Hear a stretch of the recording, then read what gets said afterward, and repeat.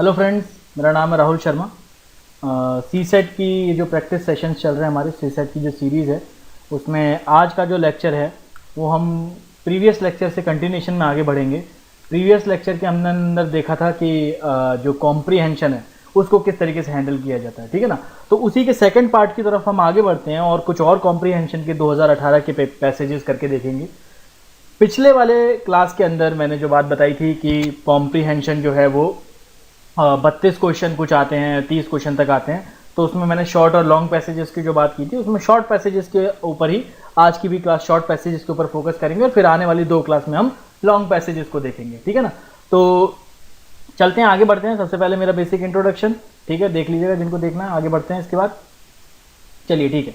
Comprehension, different year के problem solve करेंगे हम, और 2018 के शॉर्ट पैसेजेस। याद ही होगा सभी को, मैंने पहले भी बताया था कि जिन लोगों का फोकस जो है वो शॉर्ट है, थोड़ा फोकस थोड़ा सा डाइवर्टेड होता रहता है, उनको ये एक अच्छा तरीका है कि शॉर्ट पैसेजेस के अंदर वो अच्छे मार्क्स स्कोर कर सकते हैं। आप पर कॉम्प्रीहेंशन के अंदर शॉर्ट पैसेजेस को टारगेट कर सकते हैं, जिसके अंदर आप थोड़ा सा सिंगल क्वेश्चन ही कम टाइम के अंदर कर सकते हैं। और लॉन्ग पैसेजेस के अंदर क्या है, टाइम भी ज़्यादा खर्च हो जाता है और कई बार क्या होता है, क्वेश्चन हमारे इसमें गलत होने के चांसेस भी थोड़े ज़्यादा रहते हैं, ठीक है ना। तो चलिए आगे बढ़ते हैं। शॉर्ट पैसेजेस के अंदर पहले 4 ये तो हमने देख ही लिए थे।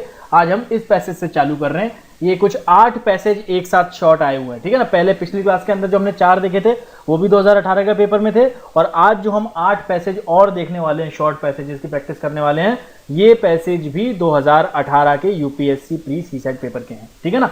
तो इसी के अंदर आगे बढ़ते हैं, कोशिश करेंगे कि किस तरीके से क्या फंडा लगाया जा सके कि पैसेज को एक्यूरेटली सॉल्व किया जा सके, क्योंकि पैसेज के मार्क्स बहुत ज़्यादा होते हैं और कई लोगों से मैंने बच्चों की डिमांड भी देखी कई कमेंट्स में कि पैसेजेस की वो हो रही है, तो इसलिए पैसेजेस की मांग पे आगे बढ़ते हुए इस पैसेज को करते हैं। चलिए ठीक है, तो आप पॉज करके एक बार इसको पैसेज को रीड कर लीजिए, ठीक है, क्या लिख रहा है। मैंने पहले भी बताया था, सबसे पहले आपको थोड़ा फास्ट रीडिंग की प्रैक्टिस करनी होगी। मैं कोई अलग से लेक्चर नहीं चढ़ाने वाला कि तेज कैसे पढ़ना है। आप लोग अखबार पढ़ते हैं, बुक्स पढ़ते हैं, नॉवेल्स पढ़ते हैं, नोट्स पढ़ते हैं। रीडिंग की हैबिट तो यूपीएससी के लिए बननी ही बननी है। ऐसा कोई ये नहीं कह सकता कि मैं रीडिंग की हैबिट नहीं है सर मेरी और मैं आईएएस की तैयारी कर रहा हूँ, ठीक है ना। यूपीएससी की तैयारी कर रहे हैं, रीडिंग हैबिट तो बन ही जाएगी आपकी, ठीक है। तो थोड़ा फास्ट करने की, रीड करने की कोशिश करनी होगी और थीम समझने की कोशिश करनी होगी। थीम समझ लेनी है सबसे पहले कि बेसिक थीम क्या है पैसेज की, ठीक है। तो जैसे इसके अंदर इस पैसेज को अगर आपने रीड किया होगा तो इसमें कीवर्ड दिखाई दे रहा है, एक तो क्लाइमेट चेंज, ठीक है, all actions lead to climate change दिखाई दे रहा है। दूसरा आपको दिखाई दे रहा है फंडिंग, ठीक है। फंडिंग बहुत इंपॉर्टेंट है इंडिया जैसे देश के लिए, ठीक है। To design and design and implement adaptation and mitigation plan, ठीक है। फिर इंडिया की प्रॉब्लम की बात की गई है, problem is more severe for developing countries, तो डेवलपिंग कंट्रीज की बात की गई है। कीवर्ड अंडरलाइन करना है आप पैसेज जब अपने क्वेश्चन में करें ना, तो इस तरीके के कीवर्ड वहीं पर अंडरलाइन कर लीजिएगा। डेवलपिंग कंट्रीज, मोर सिवियर बोला डेवलपिंग कंट्रीज के लिए, तो यहां पे इसे अंडरलाइन कर लीजिए, मोर सिवियर फॉर डेवलपिंग कंट्रीज, ठीक है। Hardest hit by climate change, hardest hit, सबसे ज्यादा बुरी तरीके से चोट लगेगी, ठीक है। तो ये मोस्ट कंट्रीज, ज्यादातर कंट्रीज, मोस्ट कंट्रीज, ऐसे तरीके के जो टर्म्स यूज किए हैं इसको अंडरलाइन कर लीजिए, ठीक है। Most countries do indeed treat climate change as a real threat, real threat, ठीक है। More comprehensive and integrated manner में एड्रेस कर रहे हैं वो, ठीक है, विद द लिमिटेड रिसोर्स। तो अब क्वेश्चन के ऊपर चलते हैं। With reference to the above passage following assumption, देखिए इससे पहले हमने कॉरोलरी देखा था, क्या होता है, इन्फ्रेंस पूछते हैं, कहीं पे लॉजिकल इन्फ्रेंस क्या है, कहीं पे कॉरोलरी पूछ रखी है, तो कहीं पे क्या मैसेज है पैसेज में, ये पूछा जाता है। यहां पे पूछा गया है कि कैसे अजम्पशंस बने हैं, ठीक है। अजम्पशंस यानी कि अजम्पशन मतलब कुछ जो हम मान के चल लेते हैं, कुछ जो मान के चल सकते हैं, इस पैसेज के हिसाब से आप क्या मान के चल सकते हो, क्या अज्यूम करके चल सकते हो, ठीक है।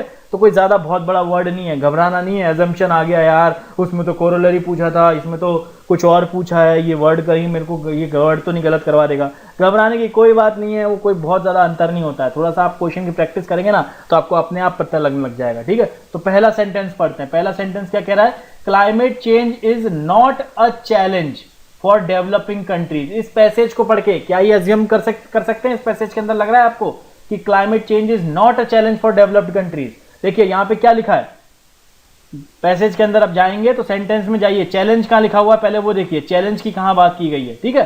तो यहां पे क्या लिखा है कि द प्रॉब्लम भी चैलेंज की तरह ही है, ठीक है ना। Problem is more severe for developing countries, यानी कि डेवलपिंग कंट्री के लिए ये ज्यादा बड़ी समस्या है। इसका मतलब है कि कि डेवलप्ड कंट्रीज के लिए भी कुछ तो समस्या है। सेंटेंस क्या कह रहा है? The problem is more severe for developing countries, यानी कि विकासशील देशों के लिए ज्यादा बड़ी परेशानी है, तो विकसित देशों के लिए कुछ तो परेशानी होगी। तो हम ये कैसे मान ले कि climate change is not a challenge for developed countries, ठीक है ना। तो उनके लिए भी, डेवलप्ड कंट्रीज के लिए ये एक चैलेंज है, जो हमें पैसेज से ये लग रहा है, ठीक है ना। पैसेज के अंदर कभी भी पैसेज सॉल्व करते हुए सबसे जो मूल मंत्र है पैसेज का, सबसे मूल मंत्र, अपना ज्ञान ना लगाएं, ठीक है। किसी भी तरीके का खुद का पुराना ज्ञान है उसे पैसेज में ना लगाएं। जो पैसेज में बोला गया है, जो पैसेज में लाइनों में लिखा हुआ है और लाइनों के बीच लिखा हुआ है, रीडिंग बिटवीन द लाइंस, यानी दो लाइनों को मिला के अगर आपको कुछ इन्फरेंस हो रहा है, कुछ समझ पा रहे हैं आप, तो वो जो उनका मूल, ये उसके अलावा अपनी तरफ से कोई ज्ञान ना लगाए। नो फालतू का ज्ञान, खुद का कोई ज्ञान नहीं कि भैया मुझे तो क्लाइमेट चेंज पे सब कुछ आता है, मुझे तो सब कुछ पता है क्लाइमेट चेंज का, तो उसको नहीं लगाना है यहाँ क्लाइमेट चेंज को। आपको तो ये देखना है पैसेज में क्या दिया हुआ है। दूसरे सेंटेंस की ओर आगे बढ़ते हैं। सॉरी, दूसरा sentence, climate change is a complex policy issue and also a development issue. क्या कह रहा है दूसरा? कि क्लाइमेट चेंज है ये कॉम्प्लेक्स पॉलिसी इशू है, क्या ये अज्यूम किया जा सकता है, and a development issue for many countries, ठीक है। तो चलते हैं, मैनी कंट्रीज, मोर कंट्रीज की बात की जा रही है, ठीक है। More countries, many countries, more countries, तो कहां लिखा है? यहां देखिए, most countries do indeed treat climate change as real threat, ठीक है, and are striving to address it in more comprehensive and integrated manner. तो एड्रेस कर रहे हैं, एक आप कोई कॉम्प्रिहेंसिव या इंटीग्रेटेड मैनर में किसी चीज को एड्रेस कर रहे हैं, ठीक है। इसके अलावा क्या लिखा है यहां पे ऊपर देखिए, design and implement adaptation plans and projects, plans बन रहे हैं, प्रोजेक्ट्स बन रहे हैं। कंट्रीज जो है वो कॉम्प्रिहेंसिव और इंटीग्रेटेड मैनर के अंदर कुछ कर रही है, तो क्या करती है? पॉलिसी बनाती है ना, तो मोर कॉम्प्रिहेंसिव, जिसे मोर कॉम्प्रिहेंसिवली लेना पड़े, जिसके अंदर इंटीग्रेशन करना पड़े पॉलिसी के अंदर, तो वो अपने आप में कॉम्प्लेक्स पॉलिसी होगी नहीं होगी? इंटीग्रेशन, अगर चार जगह से मैं चीजों को इंटीग्रेट करके कुछ नया बनाऊंगा, ठीक है, कोई रूल लेके आऊंगा, तो वो कॉम्प्लेक्स होगा नहीं होगा? तो क्लाइमेट में ये, तो ये थोड़ा सा समझ में आ रहा है, पैसेज के अंदर कॉम्प्लेक्स पॉलिसी की बात की गई है, ठीक है। और क्योंकि डेवलपिंग कंट्री और डेवलप कंट्रीज दोनों की बात की गई है, और ये कहा गया है कि क्लाइमेट चेंज ज्यादा सीवियर है डेवलपिंग कंट्रीज के लिए, इसका मतलब है डेवलपमेंट से भी इसका लेना देना है, ठीक है ना। Would be one of the hardest hit by need for finance development, development countries के लिए, इंडिया जैसे देशों के लिए डेवलपमेंट फाइनेंस करना जरूरी है, और क्लाइमेट चेंज की वजह से फाइनेंस की दिक्कतें आ रही हैं, तो डेवलपमेंट इशू भी समझ में आ रहा है, ठीक है। तो ये दूसरा वाला जो है ये सही लग रहा है, पहला वाला तो हमने देखा गलत है ना, पहला वाला तो गलत बात है। क्यों? क्योंकि डेवलप कंट्रीज के लिए भी एक चैलेंज तो है ही, यहाँ पे जो पैसेज में लिखा हुआ है, ठीक है। मैं अपना ज्ञान नहीं लगा रहा कि ये सोच के बैठा हुआ हूं कि नहीं यार क्लाइमेट चेंज तो डेवलप कंट्रीज को भी अफेक्ट करता है, नहीं, अपना ज्ञान नहीं, यहाँ पे लिखा हुआ है साफ साफ कि मोर सीवियर फॉर डेवलपिंग कंट्रीज, यानी कि सीवियर होगा, थोड़ा सीवियर तो डेवलप्ड के लिए भी होगा, पैसेज से पढ़ रहे हैं, ठीक है। अगली चीज, ways and means of finance must be found to enable developing countries to enhance their adaptive capacity. तो देखिए, क्या अज्यूम किया जा सकता है? ये कह रहा है कि हमें क्या ये अज्यूम कर सकते हैं कि कुछ ऐसे फाइनेंस के तरीके निकाल लें जिससे विकासशील देश, डेवलपिंग कंट्रीज इनहेंस कर पाए अपनी अडेप्टिव कैपेसिटी। तो देखिए, अडेप्टिव कैपेसिटी, कहीं अडेप्टेशन देखा था ना, ये रहा अडेप्टेशन, अडेप्टेशन की बात की गई है इंडिया जैसे डेवलपिंग कंट्रीज के लिए, ठीक है।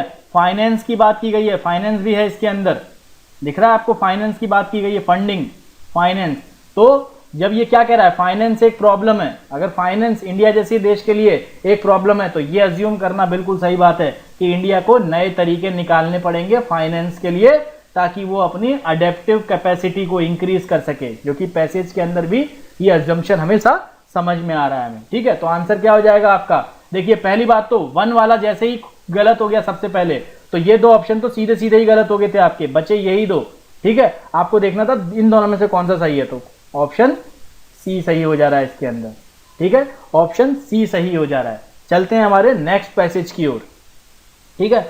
अगेन वही चीज जो ध्यान रखनी है, सबसे इंपॉर्टेंट क्या, कि खुद का ज्ञान नहीं लगाना है, मूल मंत्र, खुद का ज्ञान नहीं लगाना है, थोड़ा सा जल्दी से रीड करके थीम पकड़ लेनी है, थीम पकड़ लेनी है, और फिर क्वेश्चन में पूछा क्या है उसको देख लेना है, ठीक है।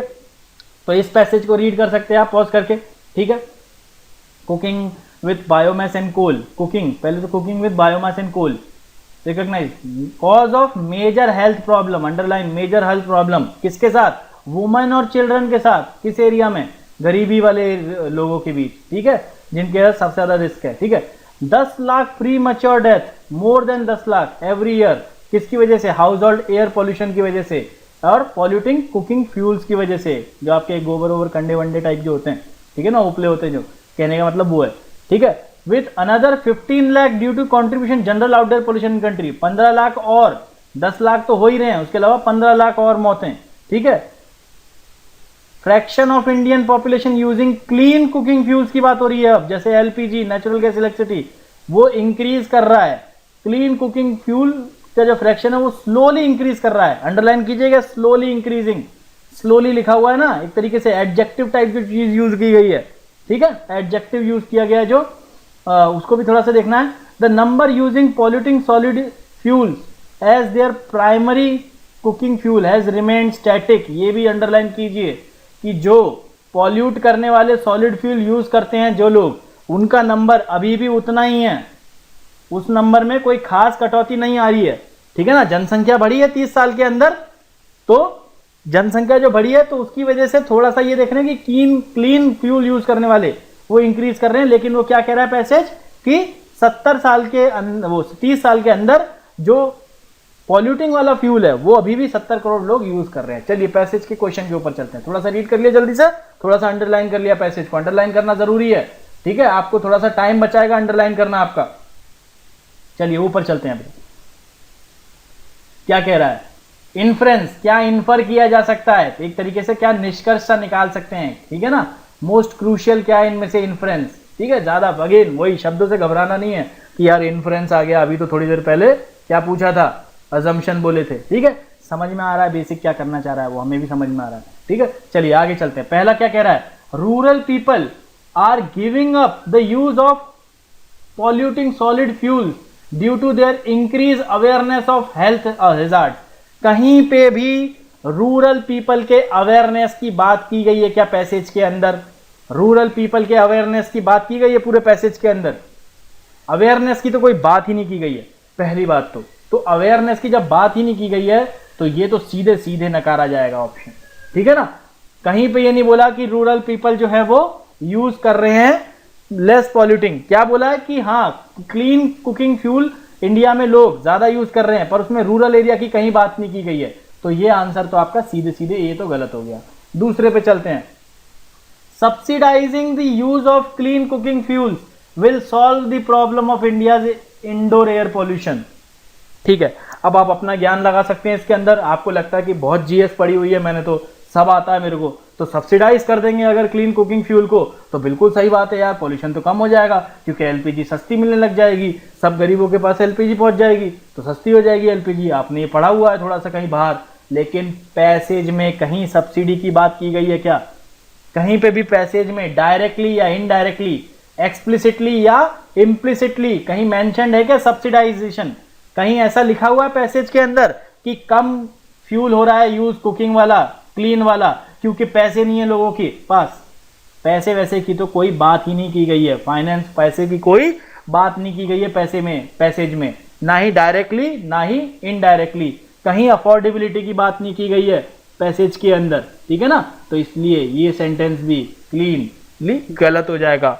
अगेन मूल मंत्र क्या, अपना ज्ञान नहीं लगाना है। इस पैसेज में ये वाली लाइन में कम से कम इस पूरे क्लास के अंदर आप गिन लीजिएगा, 100 से ज्यादा बार बोलूंगा, ताकि आपके दिमाग में ये बात बैठ जाए कि पैसेज के प्रॉब्लम के अंदर अपना बाहरी ज्ञान नहीं लगाना है, ठीक है। अगले सेंटेंस के अंदर चलते हैं, India should increase its import of natural gas and produce more electricity. अब बताइए पूरे पैसेज में कहीं इंपोर्ट करने की कोई बात हुई है क्या, कहीं पे ऐसा बोला गया है कि इंपोर्ट करना चाहिए या एक्सपोर्ट करना चाहिए, ठीक है। अपना ज्ञान, हाँ हमने कहीं और पढ़ा होगा कि भैया सही बात है नेचुरल गैस इंक्रीज कर लो, इंपोर्ट करनी सस्ती, बाहर से इलेक्ट्रिसिटी खरीद लो तो काम बढ़िया हो जाएगा, लेकिन पैसेज में कहीं ऐसी बात नहीं की गई है इंपोर्ट करने की, ठीक है, इसलिए सीधे सीधे गलत। बहुत ही आसान पैसेज होते हैं ये शॉर्ट वाले, ठीक है ना, आपको देख के लग रहा होगा बहुत आसानी से आप बहुत ही एक्यूरेटली इनमें स्कोर कर सकते हो। और 30 में से कम 12 से 15 क्वेश्चन तो शॉर्ट पैसेजेस के आते हैं, 15 क्वेश्चन तो सीधे के सीधे आप 15 के 15 सही कर सकते हैं, ठीक है ना। तो अगला ऑप्शन, इसका मतलब है अगला ही सही होगा। अगला क्या कह रहा है, access to cooking gas can reduce premature deaths in poor household, ठीक है। तो अब पैसेज में जाइए, क्या कह रहा है यहाँ पे पैसेज में कि 10 लाख मौतें हो रही हैं प्री मैच्योर, 10 लाख हर साल। देखिए इसको ध्यान से देखिए, 10 लाख मौतें हो रही हैं हर साल एयर पॉल्यूशन की वजह से। किसकी वजह से, जो एयर पॉल्यूशन जो कि किसकी वजह से हो रहा है, कुकिंग फ्यूल की वजह से। कौन से कुकिंग फ्यूल की वजह से, जो कि नॉन क्लीन है, ये जो बायोमैस और कोल की वजह से। तो यानी कि अगर कुकिंग गैस, एलपीजी टाइप की गैस जो यहां बात की गई है, बोला है ना इधर, ठीक है, अगर कुकिंग गैस अगर मिल जाए तो ऑब्वियस सी बात है प्री मैच्योर डेथ कम हो जाएंगी। थोड़ा सा इससे समझ में आ रहा है ना लॉजिकल, यही तो ये कह रहा है, क्योंकि गंदा फ्यूल यूज कर रहे हैं इसलिए 10 लाख मौतें हो गई हैं। भाई अगर मैं ये बोलूं बात कि अगर क्योंकि मैं गंदा पेट्रोल यूज कर रहा हूं इसलिए मेरी मोटरसाइकिल एवरेज कम दे रही है, तो इनडायरेक्टली मैं क्या कह रहा हूं आपसे कि अगर मैं अच्छा यूज करूंगा तो एवरेज अच्छा देगी। ये बात समझ में आ रही है, डायरेक्ट और इनडायरेक्ट स्टेटमेंट। यहां इनडायरेक्टली क्या बोला गया है, यहां इनडायरेक्टली ये बोला गया है कि 10 लाख मौतें हो रही हैं खराब फ्यूल यूज करने की वजह से। तो इनडायरेक्टली इसे क्या बोल सकता हूं मैं, अगर डायरेक्टली ये बोला गया है कि ज्यादा मौतें हो रही हैं खराब फ्यूल की वजह से, तो इनडायरेक्टली एक तरीके से क्या बोल दिया कि अगर अच्छा फ्यूल यूज करेंगे तो मौतें कम होगी। यही तो है इनडायरेक्ट स्टेटमेंट, तो वो इनडायरेक्टली यहां पे दिया हुआ है, इसलिए ये वाला ऑप्शन आपका सही हो जाएगा। आई होप सभी को क्लियर है ये वाला पैसेज। पहले 3 तो गलत हो ही गए थे, समझ में आ रहा होगा कितना आसान है पैसेज करना, कोई बहुत बड़ा वो नहीं है। अगर आपको हाँ लॉन्ग पैसेज में कुछ लोगों को दिक्कत आ सकती है तो आप शॉर्ट पैसेज को टारगेट कर सकते हैं, ठीक है ना। अगले पैसेज की ओर मूव करते हैं, छोटा सा पैसेज है, ठीक है, रीड कीजिए इसे। देखिए अब आप इसको रीड, मैं क्यों छोटे पैसेज कह रहा हूं, देखिए ये 7 लाइन का पैसेज है, आपका फोकस कम भी होगा ना।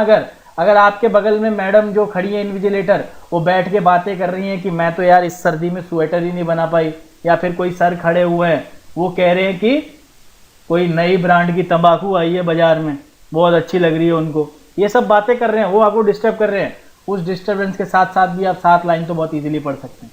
वैसे तो आप उनको बोल दीजिए कि सर बाहर जाके बात कीजिए या फिर बात बंद कर दीजिए, यहाँ पे हमारे फ्यूचर का वो है, ठीक है। तो इसलिए चलिए ठीक है, वरना क्या है आपके दिमाग में भी आ जाएगा कि यार ये मैडम स्वेटर की बात कर रहे हैं या फिर तंबाकू की बात हो रही है, तो आपका भी इंटरेस्ट जाग सकता है ना अगर आप टोबैको यूज करते हो तो, ठीक है। तो इसलिए ध्यान नहीं देना है। क्या है, scientific knowledge has its dangers but has every great thing, ठीक है। छोटा सा पैसेज है, रीड कर लीजिए। Over and beyond the dangers threaten the presence opens up nothing else can the vision of possible happy world, ठीक है। Science के अंदर कह रहे हैं, साइंस के अंदर डेंजर भी है बट उसके पास कई सारी बढ़िया चीज भी है, डेंजर भी है और बढ़िया चीज भी है, ठीक है। बियॉन्ड द डेंजर जो कि आज वर्तमान को खराब कर रहा है, इसके अलावा वो विजन भी देता है, एक विजन भी देता है एक पॉसिबल हैप्पी वर्ल्ड का। विजन क्या होता है, जो हम सोचते हैं, एक विजन आगे की सोच जो होती है हमारी, ठीक है, मन के अंदर जो सोचते हैं विजन, वो एक खुशहाल दुनिया की बात कर रहे हैं, ठीक है। इसलिए थोड़ी सी वोकैबुलरी आपको सुधारनी पड़ेगी। वोकैबुलरी सुधरी हुई है या फिर आप हिंदी, किसी की वोकैबुलरी ज्यादा ठीक नहीं है इंग्लिश की, आप इंग्लिश में पैसेज कर रहे हैं तो आप हिंदी वाला रीड कर सकते हैं। लेकिन ये हिंदी स्टूडेंट्स के साथ थोड़ी सी मेरे को यूपीएससी के अंदर ये थोड़ी सी नाइंसाफी भी लगती है कि पैसेज के अंदर हिंदी का ट्रांसलेशन बिल्कुल भी अच्छा नहीं किया जाता है, ठीक है ना। सिगरेट को धूम्र डंडी का बोलेंगे, इस तरीके के ट्रांसलेशन होते हैं, बहुत ही मुश्किल होती है, ये बात तो है, ठीक है। तो आप शायद अगर यहाँ से हिंदी का पढ़ने भी जाएंगे तो हिंदी में विजन का कुछ इतना भयंकर लिखा होगा शायद आपको समझ में ही ना आए, ठीक है। लेकिन फिर भी एक बार जाके चेक कर सकते हैं, ठीक है। फिर क्या कह रहा है कि विजन दिखा रहा है एक पॉसिबल हैप्पी वर्ल्ड का, वर्ल्ड विदाउट पॉवर्टी, जहां पे गरीबी ना हो, लड़ाइयां ना हो, बीमारी कम हो, ठीक है। साइंस के अनप्लेजेंट कॉन्सिक्वेंसेज हो सकते हैं, वेरी नेचर अ लिबरेटर बोला साइंस को। चलिए ठीक है, थोड़ा सा पढ़ लिया, रीड कर लिया, थीम समझ में आ गई। थीम ये है कि बोला गया है कि साइंस के कुछ नेगेटिव्स होते हैं और कुछ पॉजिटिव। थीम क्या है, साइंस की नेगेटिव्स की बात की गई है पर ज्यादा फोकस किसके ऊपर किया गया है, साइंस के पॉजिटिव्स के ऊपर। ये थीम समझ के आ गई हमारी। अब चलते क्वेश्चन के अंदर। Which of the following is most important implication, क्या इंप्लाई कर सकते हैं आप कि भाई ये समझ में आया है तो इससे ये नतीजा टाइप इंप्लाई किया जा सकता है, ठीक है।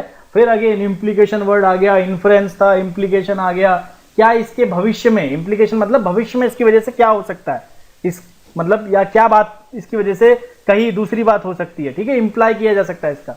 तो बहुत ज्यादा अंतर नहीं है शब्दों में, अगेन कंफ्यूज नहीं होना है, हर जगह नेट पे ये मत ढूंढने लग जाना यार कि implication, what is the difference between implication and inference and corollary और मैसेज और ये वो फलाना ढिमकाना। कोई ज्यादा नाचने की जरूरत नहीं है, पेपर सर पे आ गया है इस वक्त, बस देखिए पैसेज को प्रैक्टिस कीजिए, आपको अपने आप शब्द का मतलब अपने आप ही समझ में आ जाएगा सॉल्व करते वक्त, ठीक है। तो क्या कह रहा है पहला, a happy world is a dream of science, happy world is a dream of science, ठीक है।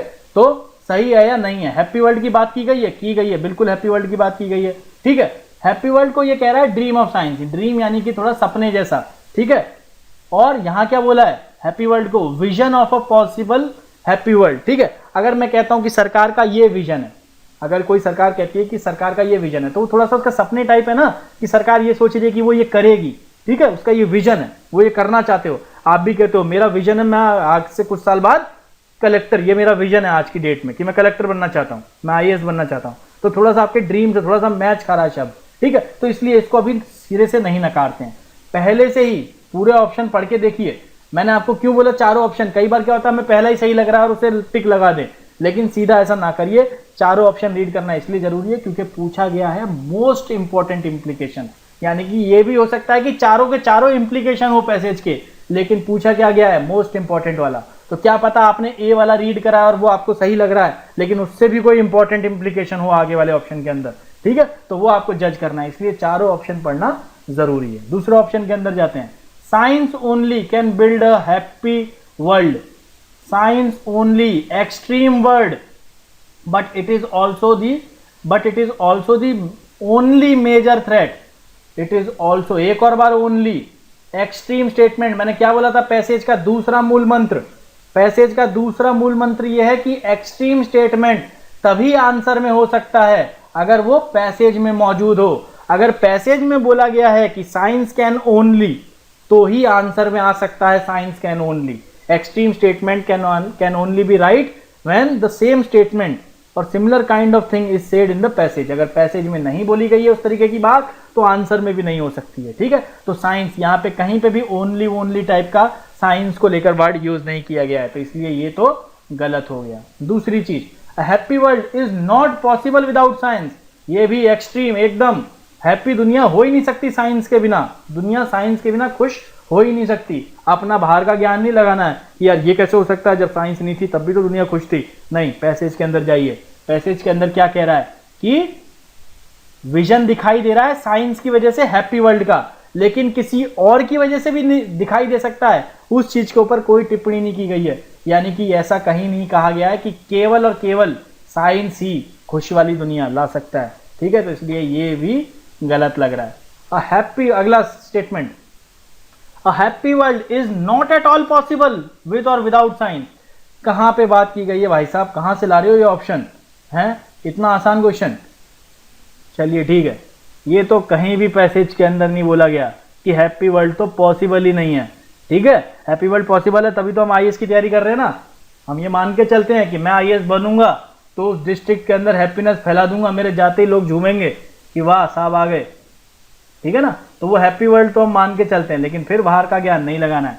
चलिए ठीक है, तो क्या बोलेंगे, happy world is not at all possible without और विद साइंस। तो ये भी एक्सट्रीम स्टेटमेंट नहीं यूज किया गया है अंदर कहीं पे पैसेज के, इसलिए आंसर क्या हो जाएगा आपका ऑप्शन ए। आई होप सभी को समझ आ रहा है क्या कहना चाह रहे हैं यहाँ पे कि ऑप्शन ए कैसे आंसर है इसका। चलिए ठीक है, नेक्स्ट पैसेज की ओर मूव करते हैं। अगला पैसेज, पैसेज रीड कर लीजिए, ठीक है, पैसेज रीड कर लीजिए पॉज करके एक बार, ठीक है, और फिर कोशिश करना इसको करने की, ठीक है। पैसेज रीड कर लीजिए, कोशिश करना करने की, ठीक है। क्या कह रहा है पैसेज, चलिए, the Arctic vast resource of fossil fuel, Arctic के रिसोर्सेज की बात की गई है। कौन से रिसोर्सेज की बात की गई है, फॉसिल फ्यूल की, फिश की, मिनरल की, ठीक है, underline. Are now accessible for a longer period of year, accessible हो रहे हैं धीरे धीरे, बट अंटार्कटिका की तरह नहीं है, वहां पे अंटार्कटिका प्रोटेक्टेड है एक्सप्लॉयटेशन से, ये बोल रहा है वो। कोल्ड वॉर के अंदर ट्रीटी हुई है, ये बोल रहा है। कोल्ड वॉर की बात की गई है, अंटार्कटिक की बात की गई है, ठीक है। And is not subject to territorial claims, Antarctica की बात हो रही है again. There is no legal regime अगला sentence important, no legal regime protecting the Arctic from industrialization specially time when the world more और मोर रिसोर्सेज की मांग कर रहा है, मोर और मोर थोड़ा एक्सट्रीम टाइप का स्टेटमेंट, ठीक है ना, यहाँ दिया हुआ है। Distinct possibility of ice free summer has prompted countries with Arctic coastline, यानी कि भविष्य में कह रहा है, भविष्य में बर्फ खत्म हो सकती है आर्टिक से, बिल्कुल, जिसकी वजह से आर्टिक कोस्टलाइन के देश इस जगह से रिसोर्सेज के लिए ज्यादा भागदौड़ कर सकते हैं, ठीक है। चलिए स्टेटमेंट हमें थीम समझ में आ गई। थीम क्या है पैसेज की? पैसेज की थीम सिंपल सी है कि क्लाइमेट चेंज की वजह से एक तरीके से जो बर्फ पिघल रही है, आइस जो मेल्ट हो रही है, उसकी वजह से आर्टिक के ऊपर जो मिनरल मौजूद हैं उनको लेकर बात हो रही है, और कुछ देश जो इसके कोस्ट पे हैं इन मिनरल को लेने की कोशिश करेंगे और इन्हें बचाना भी मुश्किल है क्योंकि किसी प्रकार की ट्रीटी नहीं है। बस इतनी सी थीम है, जल्दी से रीड कर लिया, तुरंत 2 मिनट लगेंगे मैक्सिमम रीड करने में, 1 मिनट से 2 मिनट, इससे ज्यादा नहीं लगेगा, 1 मिनट रीड करने में। थोड़ी प्रैक्टिस कीजिए उसकी, और कुछ नहीं है, ठीक है ना। चलिए, which one of the following is the most important implication, again most वाला पूछा है, चारों ऑप्शन तो रीड करने ही पड़ेंगे, ठीक है। तो पहला क्या कह रहा है, India can have territorial claims in the Arctic territory and free access to its resources. कहां बात की गई है इंडिया की, ये बताइए। यहां पे कोई बोला गया क्या? बात की गई है उन देशों की जिनका कोस्ट लाइन है आर्टिक के साथ। क्या इंडिया का कोस्ट लाइन है आर्टिक के साथ? आर्टिक, कहीं इंडिया की तो बात भी नहीं की गई है, ठीक है ना, पहली बात। दूसरी बात, free access to its resources, free access की तो कहीं बात नहीं की गई है, ठीक है ना, फ्री एक्सेस। तो ये स्टेटमेंट तो सीधे सीधे गलत लग रहा है, कहीं नहीं बोला गया है कि India can have territorial claims. यहां पे क्या बात हो रही है, देखिए एक बार वापस देखिए, यहां पे क्या बात हो रही है कि आर्टिक के रिसोर्स को बचाने का कोई लीगल रिजीम नहीं है, ठीक है, और दुनिया में रिसोर्स की ज्यादा से ज्यादा मांग है, और डिस्टिंक्ट पॉसिबिलिटी है कि आइस हट जाएगी आर्टिक से, तो आर्टिक के कोस्ट वाले देश जो हैं वो इस ओशन से रिसोर्स की मांग कर सकते हैं, रिसोर्स ले सकते हैं वहां से, ठीक है ना। तो ये समझ में आ रहा है। तो ये स्टेटमेंट तो हमें पहला वाला जो है ये तो गलत लग गया, क्योंकि इंडिया टेरिटोरियल क्लेम कहीं नहीं बोला गया, ना डायरेक्टली ना इनडायरेक्टली। सॉरी। चलिए अगला क्या कह रहा है, melting of summer ice, melting of summer ice in the Arctic leads to change in geopolitics. तो पहली बात, जियोपॉलिटिक्स कहीं बोला गया है? डायरेक्टली नहीं बोला गया है, लेकिन इनडायरेक्टली बोला गया है, देखते हैं। Distinct possibility of ice free summer, countries with Arctic coastline to scramble, अलग अलग देश स्क्रैम्बल करेंगे रिसोर्स लेने के लिए। तो जियोपॉलिटिक्स की तो बात हो गई एक तरीके से, कोल्ड वॉर की बात हो रही है सेंटेंस के अंदर। कोल्ड वॉर क्या है? जियोपॉलिटिक्स का ही तो टॉपिक है। अंटार्कटिक ट्रीटी की बात हो रही है, ट्रीटी भी क्या होती है? जियोपॉलिटिक्स ही तो होती है भाई, दुनिया की जियोपॉलिटिक्स का ही तो हिस्सा है ट्रीटी, यानी इनडायरेक्टली जियोपॉलिटिक्स तो बोला गया है, पहली बात, ठीक है। दूसरी चीज, melting of summer ice, summer of ice, melting ice free summer, उसकी भी बात की गई है। तो यहां क्या बोला है कि आइस अगर मेल्ट करेगी तो कुछ देश भाग के आगे आएंगे कि भैया हम लेने आ रहे हैं ये रिसोर्स, बर्फ पिघल गई है, अपने अपनी नाव और चप्पू लेके निकल गए वहां से तेल निकालने, तो यानी कि कई देशों में लड़ाई तो होगी, मेल्ट होगी आइस तो इसका मतलब है ये सेंटेंस थोड़ा सा हमें सही लग रहा है अभी, ठीक है, अभी तो ये सही लग रहा है। आगे बढ़ते हैं। The Arctic region will solve the world future problem of resource crunch, ये कहां बोला है भैया कि आर्टिक से? ये तो ये कह रहा है उल्टा कि मोर और मोर रिसोर्स की भूख जो है वर्ल्ड की वो बढ़ती ही चले जा रही है, और आर्टिक को प्रोटेक्ट करने की एक तरीके से अगर ये जो पैसेज है ये थोड़ा सा आर्टिक से रिसोर्स निकालने को नेगेटिव मान रहा है। इतना तो थीम में समझ में आ रहा है ना हमें कि आर्टिक से रिसोर्स निकालने को ये नेगेटिव पॉइंट मान रहा है पैसेज। तो क्या जो आर्टिक से रिसोर्स निकालने वाले को नेगेटिव पॉइंट मान रहा है जो पैसेज, वो ये कहेगा कि आर्टिक रीजन की वजह से सभी समस्याएं रिसोर्स क्रंच की खत्म हो जाएंगी भविष्य में? खुद ही सोचिए, ठीक है। ठीक है, तो इसका मतलब यह है कि यह स्टेटमेंट भी पूरी तरीके से गलत है भाई साहब। अब अगले पे चलिए। The Arctic region has more resources than Antarctic, ये क्या बात हुई भाई? कहीं पे ऐसी बात नहीं की गई है, डायरेक्ट और इनडायरेक्ट वे में कहीं नहीं बोला गया है। बोला क्या गया है कि अंटार्कटिक को तो बचा लिया गया है ट्रीटी से, आर्टिक को नहीं बचाया पाया जाएगा, ठीक है, आर्टिक को नहीं बचा पा रहे हैं, आर्टिक को नहीं बचा पा रहे हैं, अंटार्कटिक को बचा पा रहे हैं। तो इन दोनों के रिसोर्स को कहीं भी पैसेज में कंपेयर नहीं किया गया है, कहीं ये नहीं किया गया है कि यहाँ पे ज्यादा या यहाँ पे कम है। ये तो एकदम असर्टिव स्टेटमेंट है ना, ऑब्जेक्टिव है कि भैया सीधी सी बात है, आर्टिक में 100 किलो तेल निकल रहा है तो अंटार्कटिक में केवल 80 निकलेगा। इस तरीके का असर्टिव है कि भैया वहीं ज्यादा निकलेगा, ऐसा कहीं असर्ट नहीं किया गया है, ठीक है। तो अगेन ये ऑप्शन भी गलत हो जाएगा। तो सही कौन सा हो जाएगा, melting of summer ice in Arctic, ठीक है। तो ये वाला ऑप्शन सही हो जाएगा और इसी के साथ हमारा ये वाला सवाल भी सही हो गया। ज़्यादा मुश्किल नहीं लगी, आई होप सभी को समझ आ रहा हो, हेल्प हो रही हो। मैं ऐसा विश करता हूँ कि मतलब ये जो थोड़ी बहुत जो हम ये प्रैक्टिस कर रहे हैं इससे आपके आंसर्स वहाँ पे मैक्सिमम सही हो, ठीक है, आपकी हेल्प हो सके। चलिए ठीक है, आगे बढ़ते हैं। पैसेज 5 क्या कह रहा है, चलिए रीड करते हैं पैसेज 5 को। Being a member of the WTO India is bound by agreement. चलिए रीड कर लीजिए आप एक बार। चलिए ठीक है, थीम समझते हैं पहले, सबसे पहले, ठीक है ना। थीम मन के अंदर तुरंत थीम बन जानी चाहिए। WTO की बात हो रही है, इंडिया बाउंड बाय एग्रीमेंट्स है, कई सारे देशों ने रेटिफाई किया है। आर्टिकल 6 है एग्रीकल्चर ऑफ एग्रीमेंट, जो कि मिनिमम सपोर्ट प्राइस प्रोवाइड कर रहा है, ठीक है। द सब्सिडी की बात की गई है, मिनिमम सपोर्ट कैनॉट एक्सीड 10%, ठीक है। पीडीएस इन इंडिया, पीडीएस की बात की गई है, PDS in India entails minimum support price, PDS की वजह से मिनिमम सपोर्ट प्राइस की बात की गई है। फूड ग्रेन स्टॉक होल्डिंग की, ठीक है। In some years the subsidy to producer, ठीक है। तो यानी किस चीज की बात की गई, थीम क्या है, थीम है WTO में एग्रीमेंट ऑन एग्रीकल्चर, ठीक है। एग्रीमेंट ऑन एग्रीकल्चर के अंदर पीडीएस के तहत जो सब्सिडी दी गई है उसकी बात की गई है। सब्सिडी की बात की गई है कि सब्सिडी जो है वो 10% से ज्यादा नहीं होनी चाहिए, और भारत में पीडीएस की वजह से ये मिनिमम सपोर्ट प्राइस है और इसकी वजह से सब्सिडी 10% से अधिक हो सकती है। तो यहाँ पे खुश नहीं हो जाना है कि वाह मजा आ गया, मैं तो पूरा पीडीएस पढ़ा हुआ हूँ, जीएस के पेपर 3 का टॉपिक है WTO, पूरा WTO पढ़ा हुआ है, ये पैसेज तो सही कर ही दूंगा। कोई फायदा नहीं है, सिंपल सी बात है, पैसेज है, केवल पैसेज की नॉलेज यूज करनी है। कितने भी बड़े ज्ञानी हो, पहले पेपर में ही काम आएगा, दूसरे पेपर में केवल जो पेपर में ज्ञान दिया हुआ है वही काम आएगा पैसेज के अंदर, ठीक है। चलिए आगे चलते हैं, क्या कह रहा है statement, which is the crucial message.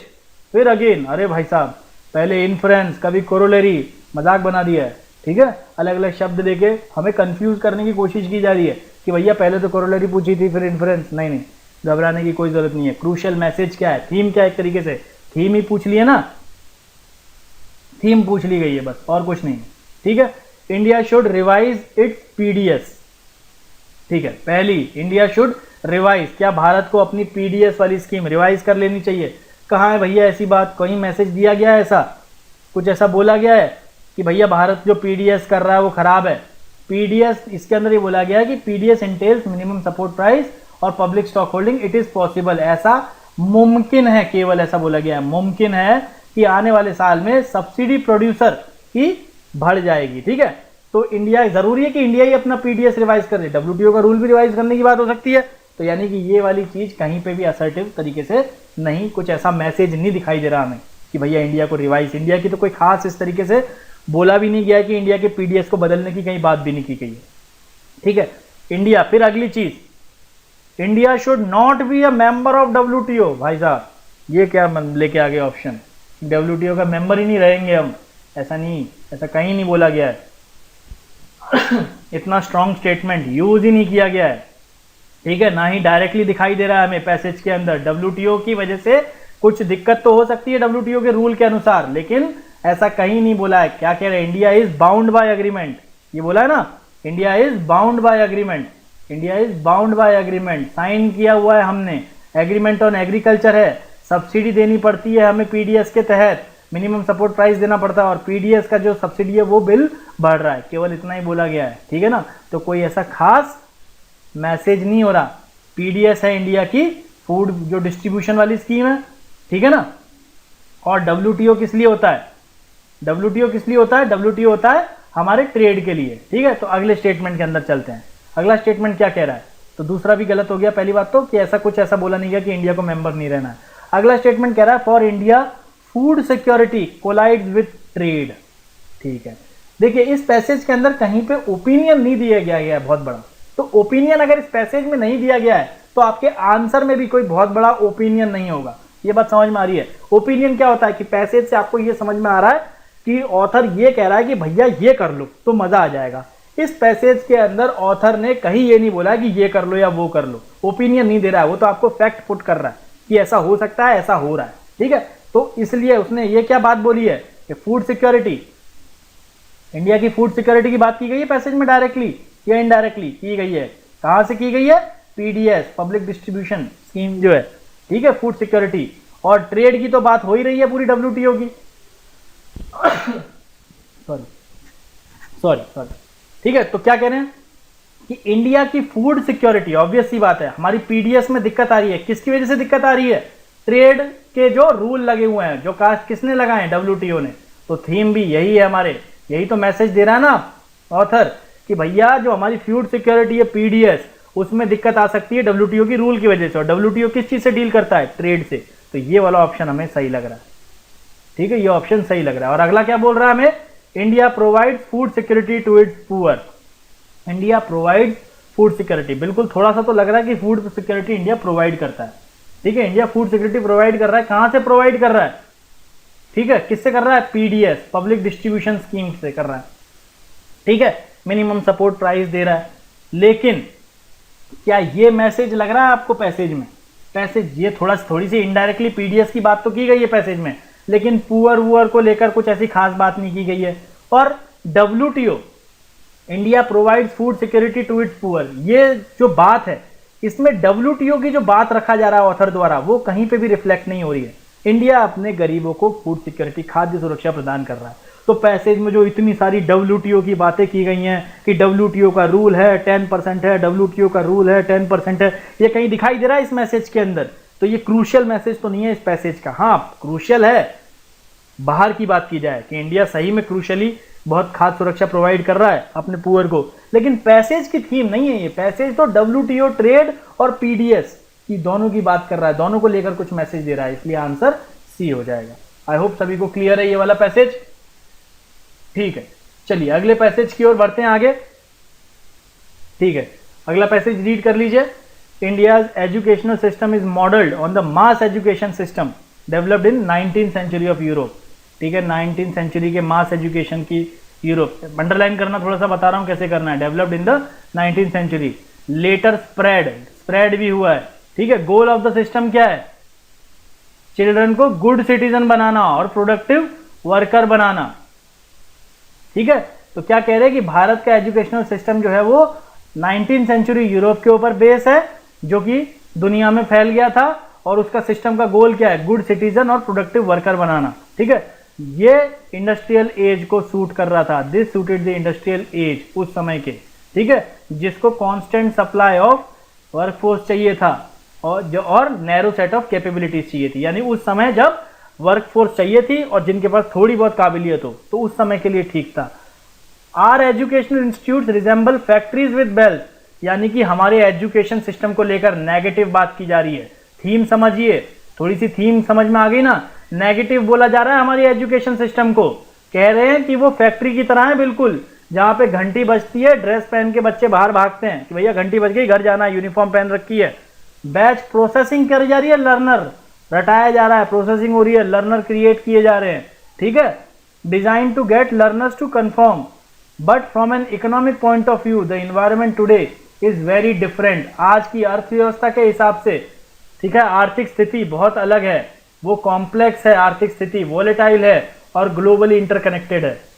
यानी कि थीम क्या है कि भैया पुराना एजुकेशन सिस्टम भारत में यूरोप वाला आज भी लागू है, जो कि उस समय के लिए ठीक था। आज के समय में हम केवल फैक्ट्री के स्टूडेंट्स बना रहे हैं, घंटी बजती भागते हैं यूनिफॉर्म पहन के, और आज के समय के आर्थिक स्थिति के हिसाब से वो ठीक नहीं है। थोड़ा नेगेटिव पॉइंट ऑफ व्यू है इंडिया के एजुकेशन सिस्टम को लेकर। तो ये बेसिक थीम समझ में आ गई, थीम जरूर पकड़ लेनी है पैसेज की, ठीक है। फिर अगली चीज क्या देखने को मिल रही है? चलिए अगली चीज क्या है? With reference to above passage क्या क्या अजम्पशंस, अगेन अजम्पशंस आ गए, क्या क्या ऐसा माना जा सकता है, क्या क्या माना गया है, क्या क्या माना गया है इस पैसेज के अंदर। तो पहला स्टेटमेंट पढ़ते हैं, क्या क्या माना गया है, ठीक है। India continues to be a developing country essentially due to its faulty education system. ठीक है, यहां पे कहीं पे डेवलपमेंट की बात की गई है क्या? डेवलपमेंट, आर्थिक स्थिति की बात की गई है economic point of view, but economic और डेवलपमेंट, इकोनॉमिक ग्रोथ और डेवलपमेंट में अंतर तो होता ही है ना। तो डेवलपमेंट की कहीं खास बात की गई है, ठीक है। और कहीं ऐसा बोला गया है कि भैया भारत के अंदर जो डेवलपिंग कंट्री है आज, वो उसका एसेंशियली, अगेन एसेंशियली क्या है? एक्सट्रीम, उसी की वजह से भैया मेजरली तो थोड़ा एक्सट्रीम स्टेटमेंट हो गया essentially, due to faulty education system. ऐसा कहीं यूज नहीं किया गया है, ठीक है ना, ऐसा कहीं यूज नहीं किया गया है फॉल्टी सिस्टम की वजह से कि एजुकेशन फॉल्टी है इसलिए भारत जो है वो विकासशील देश है, एसेंशियली इसी वजह से कि एजुकेशन सिस्टम खराब है। और भी तो रीजन हो सकते हैं ना, भले इसमें नहीं वाले गए हो, इसमें ऐसी कोई चीज नहीं गई है, ठीक है ना। तो अपना ज्ञान तो नहीं लगाना, लेकिन पैसेज में ऐसा कहीं नहीं कहा गया है, ठीक है। दूसरा, टुडे लर्नर्स, ऐसा कुछ अजम्पशन नहीं लेके चले हैं पैसेज के अंदर, ठीक है ना। दूसरा स्टेटमेंट है today's learners need to acquire new age skill set. ठीक है, कहने का मतलब है कि आज के जो लर्नर है, लर्नर की बात की गई है, पहली बात तो लर्नर शब्द दिखाई दे रहा है हमें, ठीक है। और समय काल की भी बात की गई है, 19वीं सदी की बात की जा रही है और आज की बात की जा रही है, आज की बात और 19वीं सदी की बात, यानी कि टुडेज की भी बात की गई है, बोला है ना टुडे। तो today's learner need to acquire new age skill set.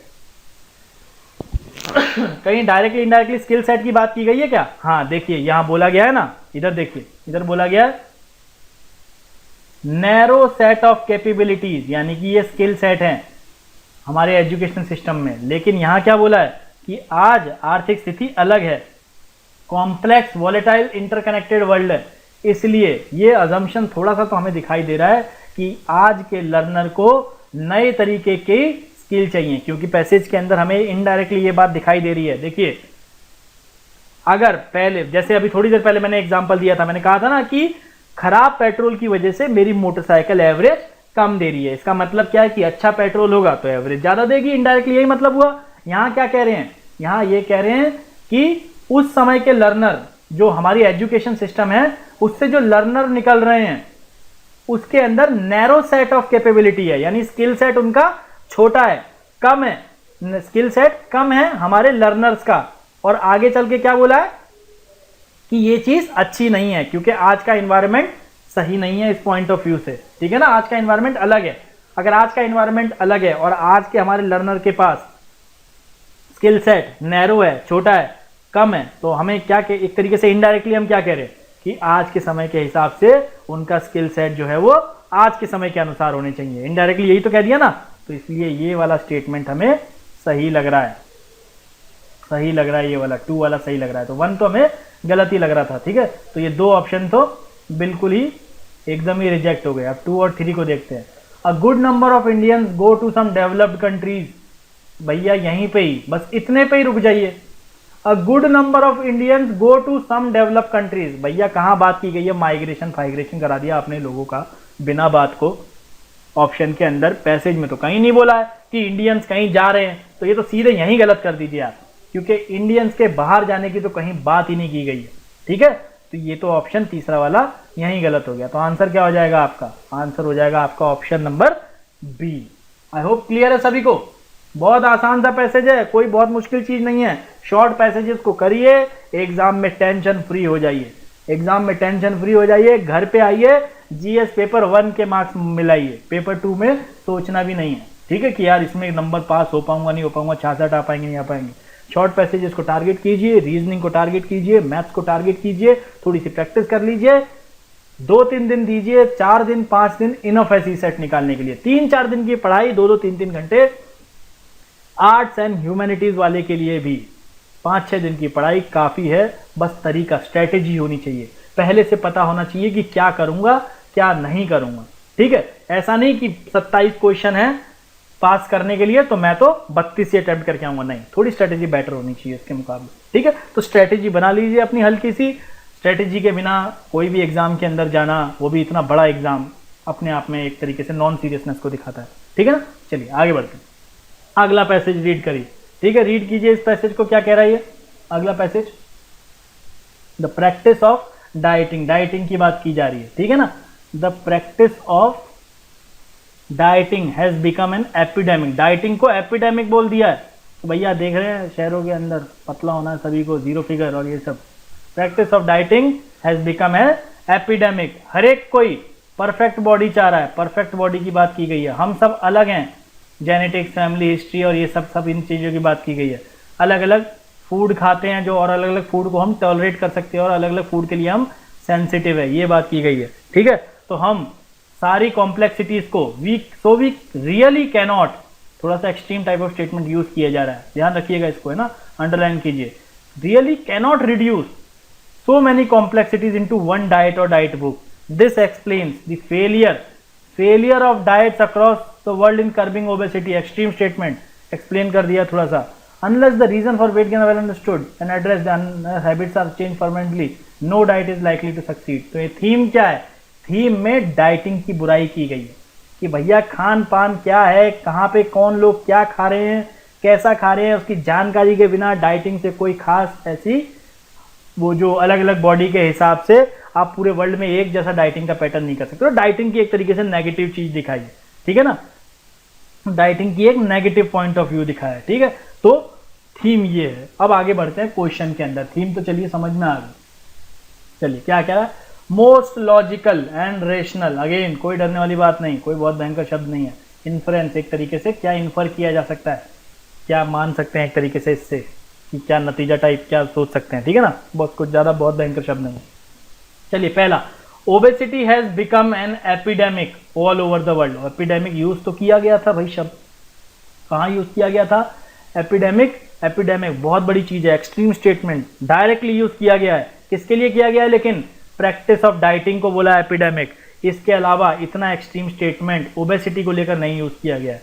ठीक है, क्या बोला है कि वी कैनॉट रिड्यूस, ये क्या लिखा है, the exception failure of diets across the world in curbing obesity, यानी कि पूरी दुनिया में मैक्सिमम जगह डाइट से ओबेसिटी को कंट्रोल नहीं किया जा रहा है। पर ओबेसिटी एपिडेमिक है, extreme statement, obesity is epidemic, ऐसा कहीं यूज नहीं किया गया है। तो मैंने क्या कहा था स्टार्टिंग में कि extreme statement should be written in the passage, then only it can be in the answer.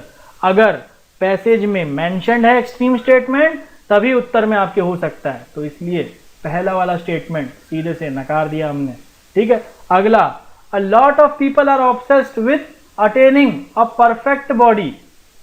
चलिए ठीक है, क्या कह रहा है ये कि looking out, epidemic, everyone is looking out, हर एक कोई looking out for a way to attain that perfect body. तो थोड़ी सी तो बात हमें लॉजिकल लग रही है, ठीक है, थोड़ी सी लॉजिकल इन्फ्रेंस लग रही है, लेकिन ऑब्सेस्ड जो वर्ड यूज कर दिया ना यहां पे, ये एक्सट्रीम है। आप बात को समझिए जरा, थीम को समझिए। क्या कह रहा है कि ये कह रहा है कि हर एक कोई, समझिए जरा, देखिए इसलिए वोकैबुलरी थोड़ी सी जरूरी है। ठीक है, यहां कह रहा है कि एवरीवन इज लुकिंग, हर एक कोई ढूंढ रहा है कि भैया पतले कैसे हो जाएं। ये बात तो बोली गई है, पर कहीं ये बोली गई है कि ये सोच को लेकर हम पागल ही हो गए कि भैया पतला ही होना है अब। देखिए स्टेटमेंट पैसेज के अंदर यूज किया गया है कि हर एक कोई परफेक्ट बॉडी चाह रहा है। ठीक है, हर एक कोई, क्योंकि हर एक कोई चाह रहा है तो हर एक कोई परफेक्ट बॉडी तो चाह रहा है, लेकिन हर एक कोई परफेक्ट बॉडी को लेकर ऑब्सेस्ड हो गया है। क्या ऑब्सेस्ड लेकर समझ रहे ना? ठीक है, ऑब्सेस्ड कॉलेज के स्टूडेंट्स होंगे ना, जब लड़के होंगे घूम रहे होंगे कि यार कई बार करते कि मतलब यार ये जो पिंक ड्रेस में आई है मेरी, ये मेरी हो गई, मेरी दिमाग में शादी भी आपने अटेंड कर ली, अपनी शादी भी हो गई, फैमिली भी आगे बढ़ा ली। पिक्चर देखी होगी ना धूम, उदय चोपड़ा, हर एक हीरोइन को लेकर ऑब्सेस्ड, इस तरीके का पागलपन। कोई इतना एक्सट्रीम वर्ड है कहाँ यूज किया गया है? नहीं यूज किया गया ऑब्सेस्ड वर्ड। तो अगर कहीं पे यूज नहीं किया गया है एक्सट्रीम वर्ड तो आपके आंसर में भी नहीं होगा, ना डायरेक्टली यूज किया गया है ना इनडायरेक्टली बोला है। तो अगर इसमें नहीं दिया है तो पैसेज में नहीं दिया है तो आंसर में भी नहीं होगा। तो ये दोनों ऑप्शन गलत हो गए। तीसरे में चल जाइए, obesity is essentially an incurable disease. Why, एक और एक्सट्रीम स्टेटमेंट क्या बोल रहा है? ओबेसिटी एसेंशियली एक इनक्यूरेबल डिजीज है, हो ही नहीं सकती।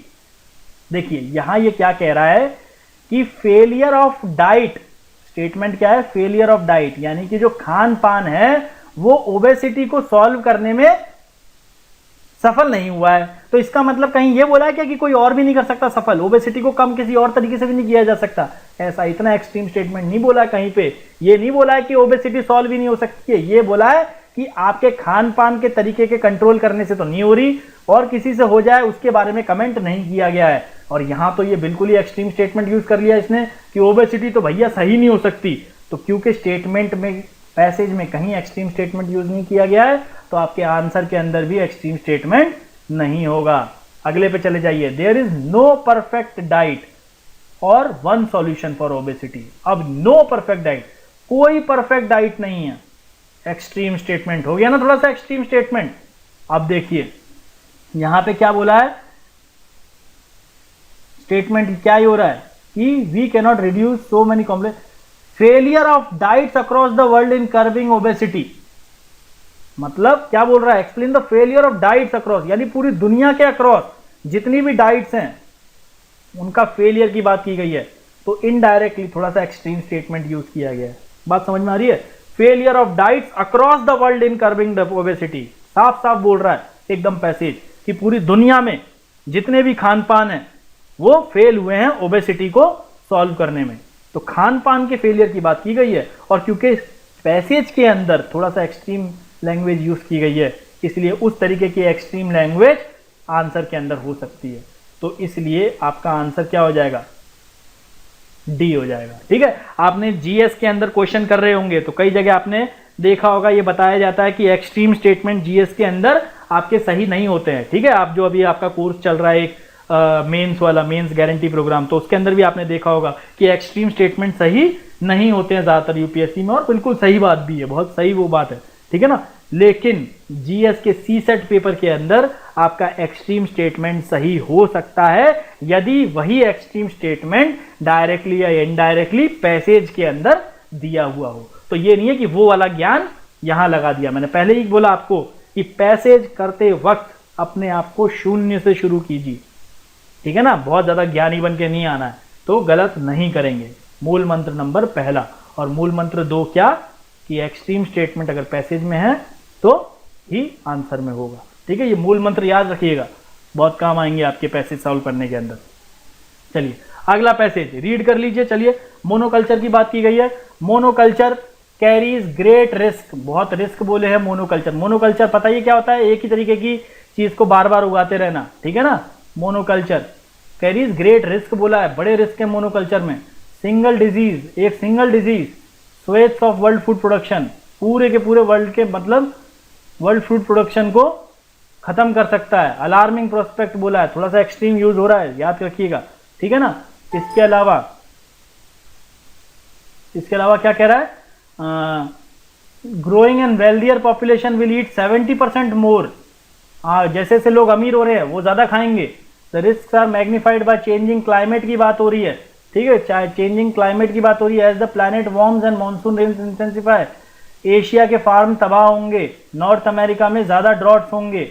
नॉर्थ अमेरिका में ज्यादा ड्रॉट्स की बात की जा रही है, एशिया के जो फार्म्स है वो खत्म हो जाएंगे, और क्रॉप डिजीज जो नई जगह पे फैलेंगी। यानी कि थीम क्या है, थीम ये है कि भैया क्लाइमेट चेंज हो रहा है, क्लाइमेट चेंज हो रहा है, पेस्ट अटैक कर रहे हैं फूड को, कीड़े अटैक कर रहे हैं फूड को। आने वाले समय में फूड हम ज्यादा खाएंगे, ज्यादा फूड खाएंगे, और क्लाइमेट चेंज की वजह से पेस्ट का अटैक ज्यादा हो जाएगा, पेस्ट का अटैक क्लाइमेट चेंज की वजह से ज्यादा हो जाएगा। ठीक है, तो ये एक बेसिक थीम है पैसेज की। आगे बढ़ते हैं। Again most logical, rational and crucial message, भाई साहब है ना, बोल्ड भी करके दिया हुआ है, तो मैसेज देखना है क्या मैसेज है। मोस्ट इन सब में, यानी चारों पढ़ने पड़ेंगे, मोस्ट पूछा गया है। ठीक है, तो पहला क्या कह रहा है, पहला ऑप्शन देखिए, preserving crop genetic diversity is an insurance against the effects of climate change. ठीक है, crop genetic diversity word use किया गया है पैसेज के अंदर, नहीं किया गया है। ठीक है, क्रॉप जेनेटिक डाइवर्सिटी यूज नहीं किया गया है, नहीं किया गया। पर इसकी अपोजिट वाली कोई चीज है, इसकी अपोजिट वाली चीज है मोनोकल्चर। ठीक है, अगर मैं मोनोकल्चर को खराब, देखिए अगर मैं किसी एक्स को, एक्स मतलब वही वाली बात, अगेन वही मैंने बोला ना खराब पेट्रोल से मेरी मोटरसाइकिल का एवरेज कम हो गया है। तो इसके मैंने एक तरीके से क्या कह दिया कि अच्छे पेट्रोल के ऊपर भी मैंने कमेंट कर दिया इनडायरेक्टली कि अच्छे पेट्रोल से एवरेज बढ़ जाता होगा। तो क्योंकि क्रॉप जेनेटिक डाइवर्सिटी की बात नहीं हुई है, लेकिन मोनोकल्चर की तो बात हुई है, और मोनोकल्चर जेनेटिक डाइवर्सिटी का उल्टा होता है, तो उल्टे वाली चीज की बात की गई है। और यह कहा गया है कि मोनोकल्चर की वजह से और क्लाइमेट चेंज की वजह से हमारा फूड प्रोडक्शन जो है वो कम हो जाएगा। अगर मैं ये कह रहा हूं कि क्लाइमेट चेंज और मोनोकल्चर की वजह से फूड प्रोडक्शन कम हो जाएगा, तो ये बात भी सही बात है ना कि क्लाइमेट चेंज भले ही मेंटेन रहे, लेकिन अगर मोनोकल्चर खत्म कर दें तो क्लाइमेट चेंज का असर कम हो सकते हैं। देखिए वापस समझिए, पैसेज क्या कह रहा है कि क्योंकि जलवायु बदल रही है, इस वजह से मोनोकल्चर का इफेक्ट पड़ रहा है हमारे खान पान पे। लेकिन अगर हम मोनोकल्चर की जगह क्रॉप जेनेटिक डाइवर्सिटी ला दें तो असर थोड़ा सा कम तो हो जाएगा क्लाइमेट चेंज का, इंश्योरेंस की तरह काम तो करेगा। तो इनडायरेक्ट वे में से ये बात तो कही गई है, ठीक है ना। बात समझ में आ रही है इनडायरेक्ट वे से कैसे गई है। क्रॉप जेनेटिक डाइवर्सिटी भले ही पॉसेज के अंदर यूज नहीं हुई है, पर ये किसका अपोजिट है, मोनोकल्चर का। मोनोकल्चर का अपोजिट है जो कि यूज किया गया है, इसलिए ऐसा नहीं कह सकते कि इनडायरेक्टली यूज नहीं किया गया है। क्लाइमेट चेंज की भी बात की गई है, क्लाइमेट चेंज से नुकसान की बात की गई है, क्लाइमेट चेंज के नुकसान की बात की गई है। तो क्लाइमेट चेंज के नुकसान की बात हुई है, तो नुकसान को कम करने वाली चीज जो है वो मैसेज आपका एक तरीके से हो सकती है। अगर मैं पूरे स्टेटमेंट मान लीजिए आपको ये बात कह रहा हूं कि समझिए इस बात को, अगर मैं आपको ये कह रहा हूं कि भैया पढ़ोगे नहीं तो फेल हो जाओगे, पढ़ोगे नहीं तो फेल हो जाओगे, पढ़ोगे नहीं तो फेल हो जाओगे, तो एक तरीके से मैं यही तो कह रहा हूं कि पढ़ोगे तो पास हो जाओगे इनडायरेक्टली। तो वो वाली बात है कि भैया मोनोकल्चर है, क्लाइमेट चेंज हो रहा है, क्रॉप खराब हो जाएंगी, इंश्योरेंस नहीं है एक तरीके से आपका। लेकिन इसका कहने का क्या मतलब है कि मोनोकल्चर नहीं होगा तो क्लाइमेट चेंज के बाद भी आप थोड़ा सा इंश्योरेंस टाइप कर लेंगे, ठीक है। तो थोड़ा सा स्टेटमेंट सही लग रहा है, अगले पे चलते हैं, ठीक है। Despite great risk monoculture is the only way to ensure food security. Only way, एक तो देखिए थीम, ये तो थीम से ही मैंने क्या बोला, थीम क्या है, थीम मोनोकल्चर को नेगेटिव दिखा रही है। पैसेज की थीम मोनोकल्चर को क्या दिखा रही है, थीम समझ गए थे ना पहले ही, थीम दिखा रही है नेगेटिव। और ये आंसर के अंदर क्या बोल रहा है, monoculture is only way to ensure food security, ये पॉजिटिव दिखा रहा है। तो ये तो सीधे ही गलत हो गया। पहली बात तो पॉजिटिव तो दिखा ही नहीं सकते क्योंकि थीम ही नेगेटिव है, और दूसरी चीज ओनली वे एक्सट्रीम स्टेटमेंट ना ही पैसेज में यूज किया गया है ना ही आंसर में हो सकता है। चलिए अगले स्टेटमेंट के अंदर जाते हैं। More and more genetically modified crop, genetically modified crop यानी कि जो जीएमओ होती हैं, बीटी कॉटन और ये सब, इसकी तो कहीं बात ही नहीं की गई है, ना ही डायरेक्टली ना ही इनडायरेक्टली, ना ही डायरेक्टली या ना ही इनडायरेक्टली। साइंस और साइंस के यूज से जेनेटिकली मॉडिफाई करना क्रॉप को, ये तो नहीं किया गया है पहली बात तो। उसके बाद एक्सट्रीम स्टेटमेंट ओनली, केवल यही बचा पाएंगे दुनिया को अब फ्रॉम शॉर्टेज ऑफ फूड। क्या पता भाई कोई एलियन शिप में लेके आ जाए खाना हमारे लिए, हो सकता है ना, ठीक है। तो ये ओनली स्टेटमेंट क्योंकि पैसेज में नहीं यूज किया गया है, ठीक है, इसलिए आंसर में भी नहीं होगा। जीएमओ, पहली बात तो जीएमओ की बात ही नहीं की गई है, और उसके साथ इन्होंने ओनली भी जोड़ दिया तो वो तो वैसे ही नहीं कहा गया है। अगली चीज, एशिया एंड नॉर्थ अमेरिका, भाई बात तो ही है Asia and north America will be the worst sufferers, worst extreme statement, worst sufferers from climate change and consequent shortage of food, worst sufferers होंगे। तो यहां क्या कहा गया है, पैसेज पे चलिए वापस, पैसेज में बोला गया है कि देखिए दूसरा वाला तो गलत था ही, ठीक है, तीसरा वाला भी गलत था, चौथे में कह रहे हैं एशिया और नॉर्थ अमेरिका। यहां पे क्या बोला गया, एशिया और नॉर्थ अमेरिका में दिक्कत है, एशिया में फार्मलैंड खराब हो जाएंगे, नॉर्थ अमेरिका में भी ड्रॉट्स जो हैं वो मोर इंटेंस हो जाएंगी। यहां पे थोड़ा एक्सट्रीम स्टेटमेंट यूज तो किया गया है, लेकिन ड्रॉट्स के लिए किया गया है नॉर्थ अमेरिका के अंदर ही। तो दूसरे कहीं, ये तो दूसरे कॉन्टिनेंट्स की तो बात ही नहीं की गई पहली बात तो, और कहीं दूसरे कॉन्टिनेंट से एशिया और नॉर्थ अमेरिका को कंपेयर भी नहीं किया गया है, ठीक है। तो ये एक्सट्रीम स्टेटमेंट कहीं यूज नहीं किया गया है कि ये बोला गया है कि एशिया और नॉर्थ अमेरिका में हालत खराब होंगे पहले के मुकाबले, ये बोला गया है। लेकिन ये भी तो हो सकता है कि अफ्रीका में तो पहले से ही बहुत बुरे हालत खराब हो, क्लाइमेट चेंज के पहले से ही, ये भी तो हो सकता है ना। तो इस तरीके के आप थोड़ी सी डिडक्टिव रीजनिंग भी कर सकते हैं इसके अंदर। और एशिया और अफ्रीका को जो वर्स्ट सफरर बोला है, ये वर्स्ट सफरर वाली बात एशिया और अफ्रीका को लेकर ना ही स्टेटमेंट में पैसेज के अंदर डायरेक्टली बोली गई है ना ही इनडायरेक्टली बोली गई है, इसलिए ये भी गलत हो जाएगा और आंसर हो जाएगा आपका ई। तो आई होप ये जो पैसेजेस, शॉर्ट पैसेजेस हैं, इनको लेकर जो तरीका बताया है, मूल मंत्र सब आपको याद हो जाएंगे, अपना ज्ञान नहीं लगाना है। पहला मूल मंत्र शॉर्ट पैसेजेस के अंदर, और दूसरा मूल मंत्र कि अगर एक्सट्रीम स्टेटमेंट पैसेज में यूज किया गया है तो ही केवल आंसर में होगा। तीसरा मूल मंत्र थीम, पैसेज की थीम किसी चीज को लेकर नेगेटिव है तो ऑप्शन में पॉजिटिव नहीं हो सकती। पैसेज में अगर किसी चीज को नेगेटिव दिखाया तो उसमें पॉजिटिव नहीं हो सकती। ठीक है, तो इसी के साथ ये पैसेज को लेकर, शॉर्ट पैसेजेस को लेकर हमारी क्लास यहाँ पे समाप्त होती है। अगली क्लास के अंदर मिलेंगे हम और लॉन्ग पैसेजेस को डिस्कस करेंगे। तब तक के लिए धन्यवाद, मिलते हैं अगली क्लास के अंदर। I hope all the best, आपका एग्जाम सबसे अच्छा रहे। Thank you.